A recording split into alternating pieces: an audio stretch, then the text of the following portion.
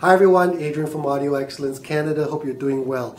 So we are going to raise money between now and the American Thanksgiving, which is November the 24th, for the Daily Bread Food Bank and the Salvation Army.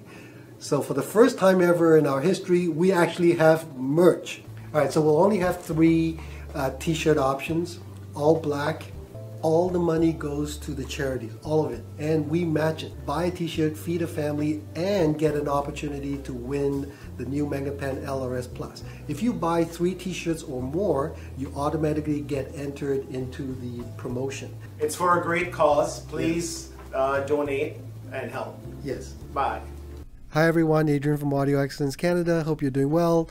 Lewis is over there, and Alex is behind the camera.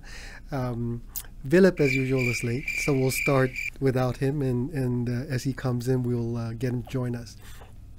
So first of all, an update. This video will probably come out, well, it will come out much later, but just wanted to give you an update. It's been approximately a week since we announced that we would be selling merch. T-shirts. You can see our video for the t-shirts linked below in the description box, and we are donating all of our net proceeds to charities. So today is Saturday, and Canadian Thanksgiving is it today or tomorrow? Monday.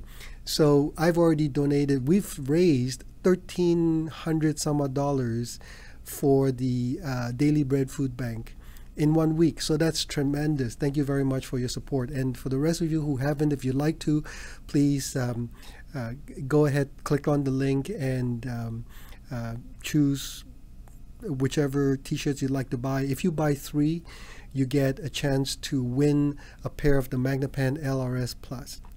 Now, winner obviously will pay for shipping, but otherwise we're giving it away for free.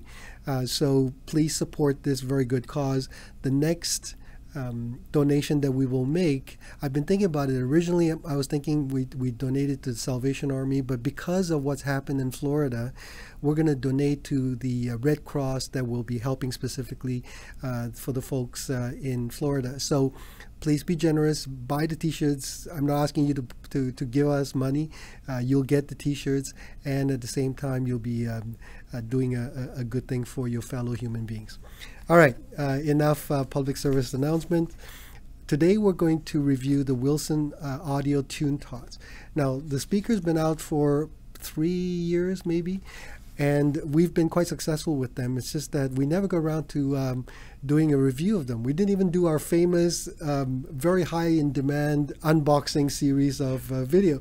So, and we'll spare you the unboxing because we obviously have unboxed it. So anyway, we're going to do a review of the speakers. So for those of you who don't know, the Wilson TuneTot was developed by the Wilson Special Engineering Team for specific applications. There are many instances where clients want really good sound, but they don't have space to put a regular speaker. So it might have to go onto a bookshelf or onto a credenza or in a very tight spot. And that's where the TuneTots are designed to go. And I remember the first time I was told about this project and the release of the speakers, and I thought, this is not going to work out well, because when you put speakers on a credenza or on a bookshelf, they never sound great. They sound okay, they never sound great. But then there was a part of me that thought, this is Wilson. They wouldn't release it unless they knew they had achieved a very high level of performance. So anyway, we get the speakers in, and I remember we had them hooked up and in fact set up exactly as Wilson intended, on top of a credenza where we had our equipment underneath. It was in our main area where people come in. And the first time we fired it up, we were all blown away by how good the sound was. I mean, it sounded big and magnificent and marvelous, and it had all the tonal characteristics that you'd expect from a Wilson. And yeah, so it started to sell well. So let me tell you first of all about the specifications. It's a pretty flat impedance.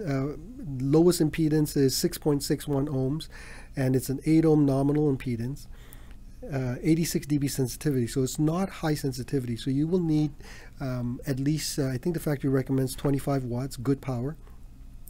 It's a two-way 5.75 inch woofer and a 1 inch tweeter, or 14.61 centimeters by 2.54 centimeters.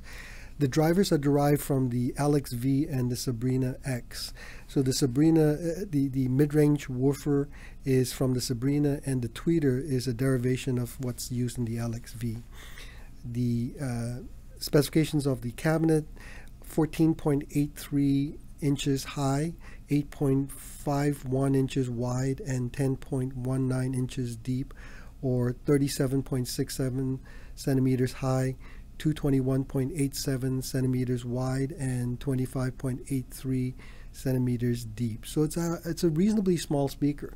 I don't know if you can see it through the camera, but it's not a big speaker. It weighs 29 pounds each, so very solid.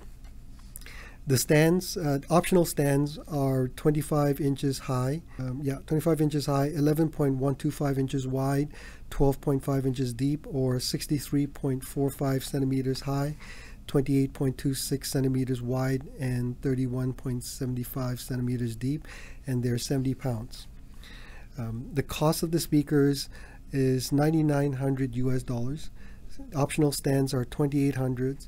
There's also isolation base, and that's $2,500. So the isolation base, so you can put the speakers directly on top of a credenza or a bookshelf. However, for better performance and isolation, Wilson makes these bases that are almost exactly the same dimension of the bottom of the speaker.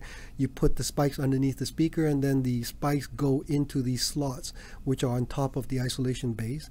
And the isolation base does a great job of reducing the vibration and resonance of the surface. So the total, if you were to do everything, including the stands and the isolation base, is $15,200 US, which is how we did our demonstration, our review. Okay, Lewis, what did you think? Okay, so well, I guess hang on. We used the Macintosh C53 preamp and the MC462 power amplifier. So it's rated at 450 watts. So it's certainly more than you need for these speakers, but that's what we had, so we used it. Okay, so the first setup I heard, it sounded okay, and then Adrian came and did his listen, and he found a slight problem, and it was set up with the wrong tap on the amplifier at 4 ohms, and it should be 8 ohm. So that changed completely the complexity of and the sound of the system. It has bass. Some people will, you know, like to do it without a subwoofer. I would, if it was me, I would have a subwoofer in the system.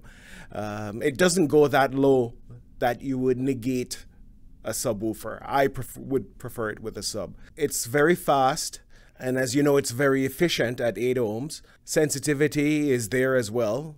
It's a perfect match with the Macintosh. I started off playing Bozcags, thanks to you, to show if it had bass. No problem with that, but I would need a little extra. You're Jamaican, man. It's a Jamaican thing coming That's out. right. But yeah, and then I played female vocals too, Gladys Knight and other female vocalists to get out the mid-range, which was beautiful. You know, I played instrumental from Bob Baldwin, loved it. Cello. My favorite cello artist is Adam Ben Ezra, and his song Bolero, and it gives you a wide range of mid-range highs, you know, with the guitar as well as the cello coming in with the bass and the vibration of the strings. Fantastic. Other than that, I have no complaints at all. Do I recommend it? Certainly. So even with the time alignment of the speaker itself. It's I don't have any separation between the bass and the tweeter. So definitely it sounds fantastic, and Philip did an excellent job in setting it up. And yeah, we should talk about that. So with these speakers, there is some adjustment for time alignment. If you read the manual, it talks about how when you're sitting down, you should just see a certain amount of the top of the speaker. And if you don't, the spikes in the front can either be adjusted or the spikes in the rear can be adjusted. And these are not normal spikes. They actually have graduated threads. So it allows you to be quite precise in adjusting for the time alignment, which is quite wonderful. So again, for a speaker that you would think, you know, a typical bookshelf, you just stick it in a certain location and, you know, just get some background music. These are actually capable of very serious listening situations as opposed to just background. So they're not, that's part of the reason why they are what they are in terms of cost. They're not a speaker you just plop into a cabinet and just play some music. You can certainly buy lots of speakers that can do that. This is for the client who says, there are times where I want to listen in this room and I want to sit down, but I don't have any capability to place the speakers in an ideal scenario. What could I do? And these speakers can achieve quite remarkable results.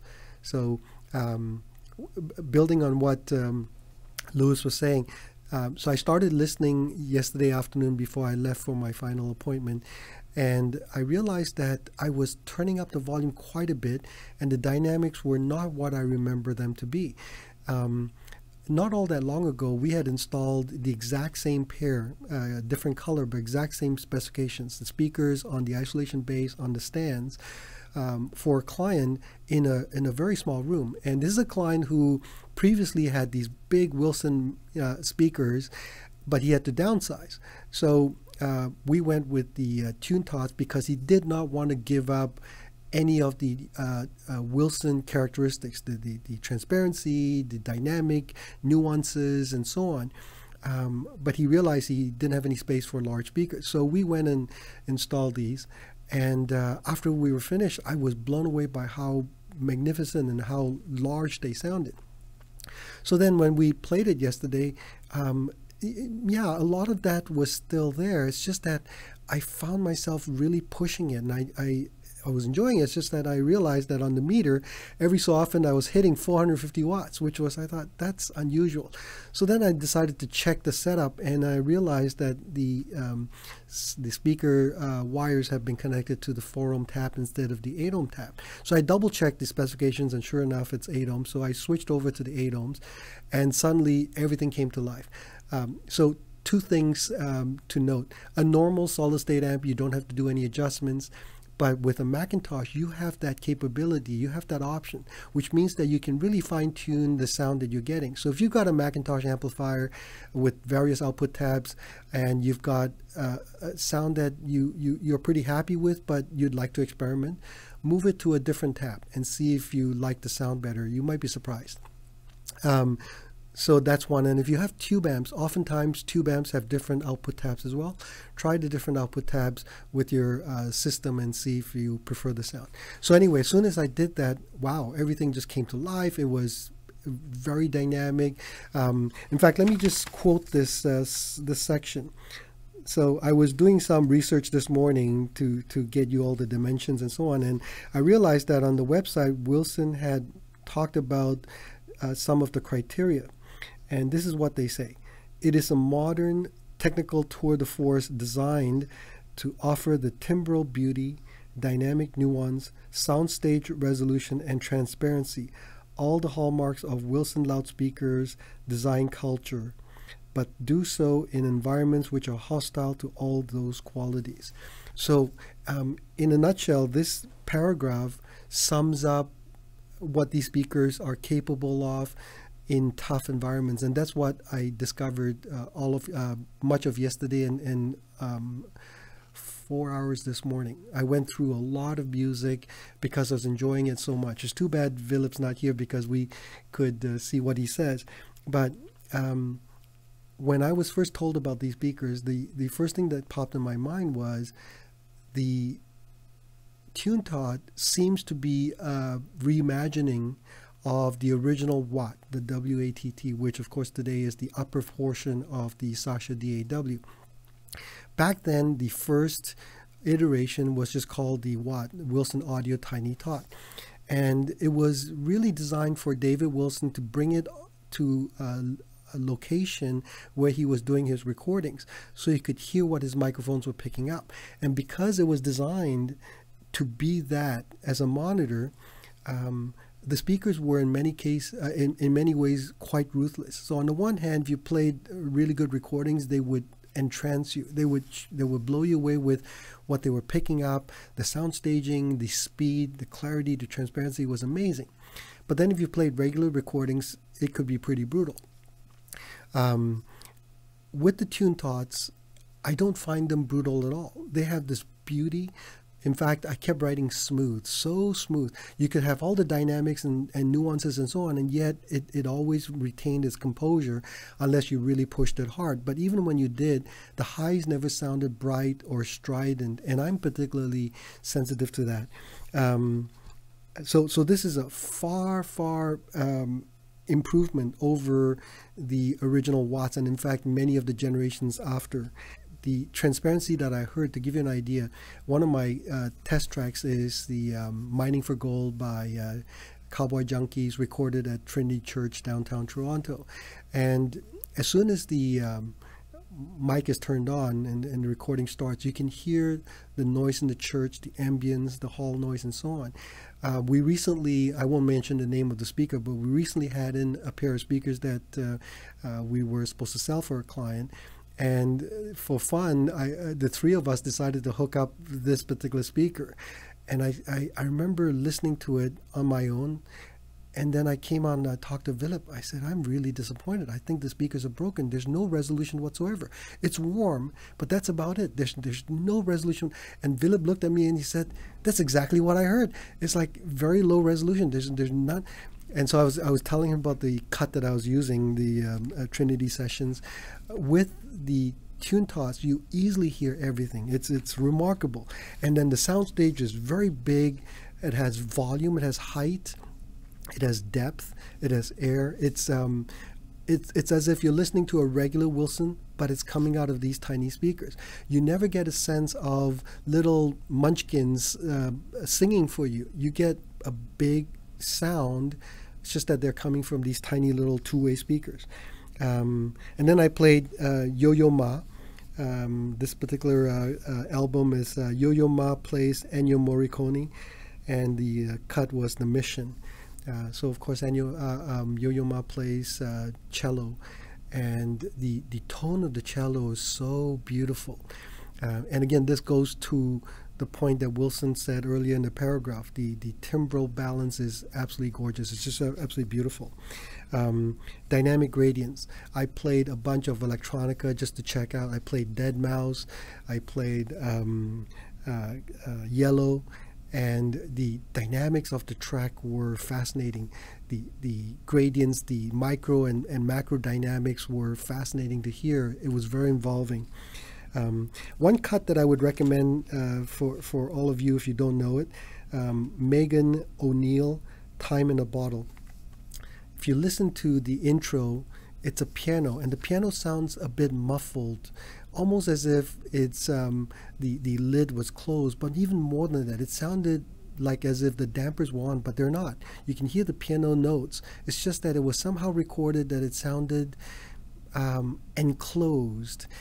And then when she sings, she's very clear, very transparent. And I started thinking, is this the producer's way of trying to evoke a sense of the song? I mean, the song, after all, is called Time in a Bottle. Is the piano supposed to be enclosed in a bottle? Because it sounds a bit like that. And then she sings, and she's so open and transparent and airy. And the way she interprets the song, she has the sense of longing, of regret, of being pensive. It really drew me into the song. It's one of my favorite songs, but this particular interpretation was quite beautiful. So to sort of sum up, I was trying to think about how to make sense of the TuneTots for those of you who have never heard it. When I was young, coming from older Asian culture, my mom used to compare me all the time to my siblings, to my friends in school. You know, why are you so stupid? You know, how come you're not as smart? Alex is laughing because he probably gets that from home. You know, your older brother Daniel is so smart and, you know, always gets 100 and you get like 60s and 70s. What's wrong with you? You know, I was thinking, is this the TuneTot compared to the Sabrina? Because the Sabrina is the next model up. It's a floor standing speaker. Remember, this the TuneTot's fully loaded, as you see it, is $15,200 US. The Sabrina is a 19, so it's quite a bit more, but for a lot of people, it's not out of reach. So from a sonic standpoint, it's going to be compared. So is it in fact, you know, the poor sibling like I was, or, you know, and I thought about that, and here's what I can tell you. From upper bass on up, both have all the hallmarks of the Wilsons. They have the same kind of timbral beauty, dynamic nuance, dynamic contrast, huge soundstage, beautiful depth, sharp imaging, and smooth like you wouldn't believe. Where the TuneTots fail is they cannot play very, very loud, especially if you have a recording with a lot of deep, powerful bass simultaneously, because then the mid woofer is going to be overloaded and you'll hear it distorting. But within those constraints, the TuneTots are remarkable. Flipping it on the other side, however, the Sabrina cannot do what the TuneTots do. You cannot stuff the Sabrinas on a shelf, right? You cannot stick them into the room that my client has, and Philip's client, who also has this beautiful loft, but there was only one space for the speakers to go, and that's where the TuneTots went. That's where they are virtually perfect.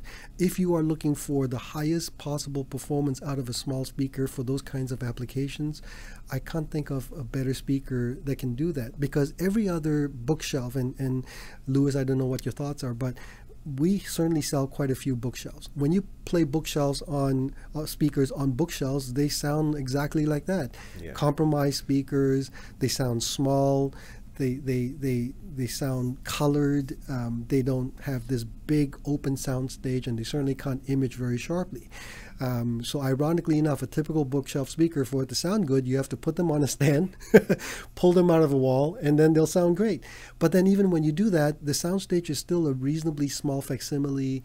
The images are still munchkin size typically, and so on, not with the TuneTots. So in that sense, the TuneTots are capable of some amazing performance within the parameters, the boundaries. Yeah. One thing I have to say, I mean, right now where they're placed is not the most exact positioning, especially because of the wall in front here.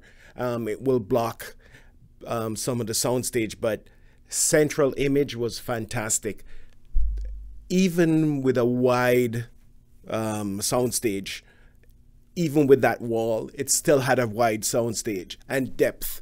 It had depth, it had height. So it's really, really good. Just to go back on something, my son came here, I think last year, before I started to work here, and we had the Sabrina X inside here. And he still talks about the Sabrina X today. So I'm going to have him come and listen to the TuneTots to see if he changes his mind, because he now wants to get into stereo, so into hi-fi. The fascinating thing is that even though the speakers are small, they don't sound small. And it is uncommon for a small bookshelf to sound this good. And oftentimes when the speakers are capable, they're going to be quite expensive. And unfortunately, this is where the TuneTots fit. They're expensive. But the performance, if that's your criteria, you have these particular situations that you have to fulfill, then I can't think of a better speaker for the price that can do what these do. And especially given the build quality. Keep in mind, these are not poorly made using substandard materials. The cabinets are made using the same X material that Wilson uses throughout their line, including up to the XVX and the Grand Slam, the WAMs, I should say. The drivers are from the Sabrina and the Alex. The crossovers inside, they're using the same crossover technology and capacitors that are used throughout the range. You have to see the speakers to appreciate that these are not built on a budget level. They're just built to a smaller scale so that you can use them in those tough environments. Anyway, that's my thoughts about the speaker, and I guess Philip is still not here, so we'll end this video without him. Anyway, thank you very much for watching this video. Please like, subscribe, turn on notification, share the video. Again, all the funds that we get from YouTube, we match it and we donate to charity. So when you watch the video and you support us, you're doing all of us a good turn. So thank you again for the support. And if you have any questions, by all means, we'd love to see your comments. Write your comments in the comment boxes. I love to read them, and once in a while when I get a chance, I'll also respond, and I know Philip does as well, and Louis should as well. Anyway, we'll see you again next time. Adrian from Audio Excellence Canada, Louis and Alex behind the camera. Bye-bye.